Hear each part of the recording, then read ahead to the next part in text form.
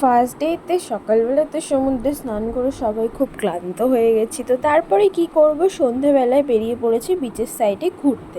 তো সবাই মিলে চলে আসলাম, আগে সবাই মিলে খেয়ে নিলাম একটু মাছ ভাজা, কারণ সমুদ্রের কাছে যাব আর মাছ ভাজা খাবো না সেটা তো হতে পারে না। কিন্তু মাছ ভাজার টেস্ট একদম বেকার ছিল, একদম ভালো করেনি, দীঘা পুরীতে যেমন বানায় সেরকম করেনি।